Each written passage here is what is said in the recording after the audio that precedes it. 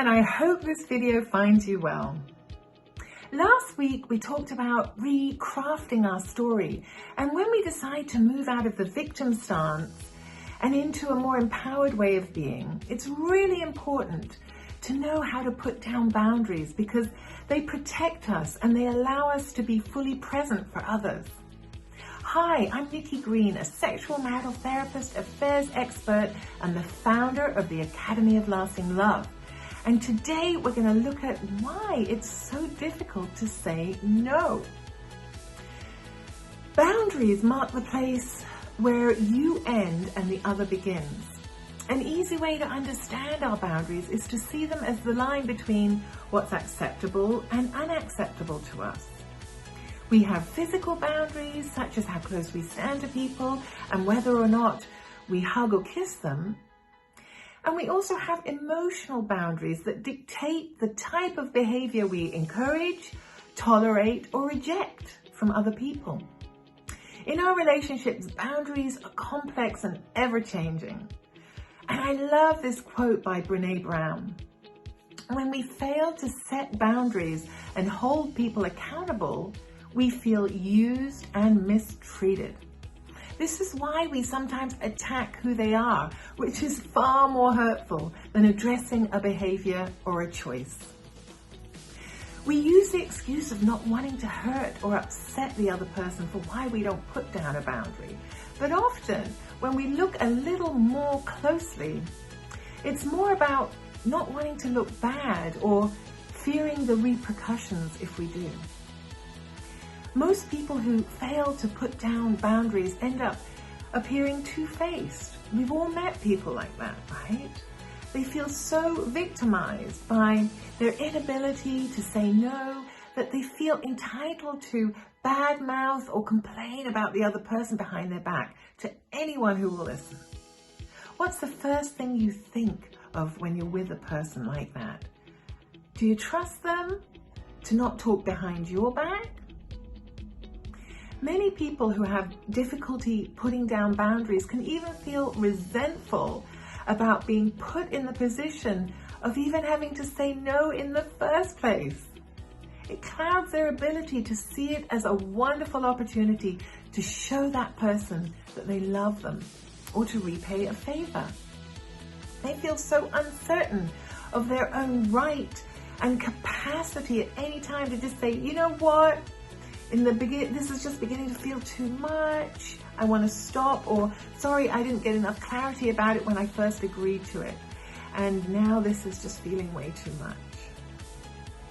Love flourishes in our ability to respectfully, fluidly, and experimentally give and take in the negotiating and the renegotiating of boundaries. Lasting lovers encourage each other to be gently and productively honest about what they don't like or what they'd like more of in their relationships. You can make it safe by agreeing to receive that information in an empathic and open-hearted way. Healthy boundaries are a reflection of our integrity towards both ourselves and others. When we put down loving boundaries, the underlying message is that I trust and respect that you have enough capacity to handle my truth, and that ultimately you'll value the opportunity I'm giving you to interact with me on an honest level, rather than being unknowingly placated by me so that I end up disappointed and resentful of you. Of course, there will be those who violate our boundaries or who crumble at the slightest whiff of one. These are people who care more about their own needs than ours. Loving boundaries are a great way to sort the wheat from the chaff. Healthy boundaries give us more than the ability to say no.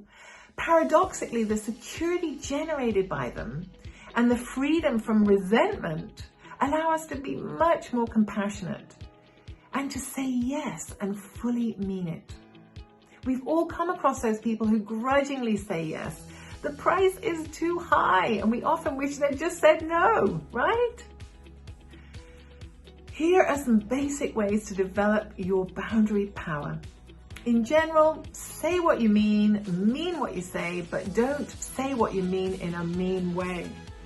When making a request for behavior change or placing a boundary down, frame it as a request, not a demand.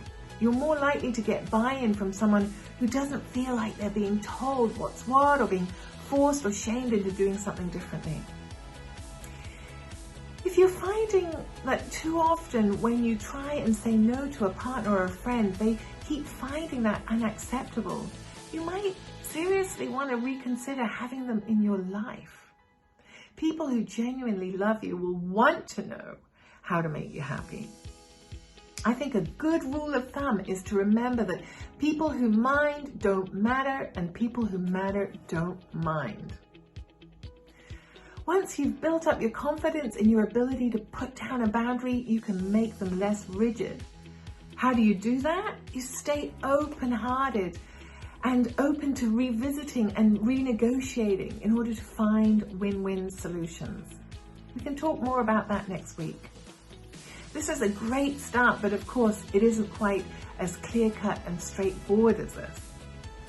Next week in Boundaries 2.1, the dangers of unexamined boundaries, we'll look a little more closely at porous versus rigid boundaries.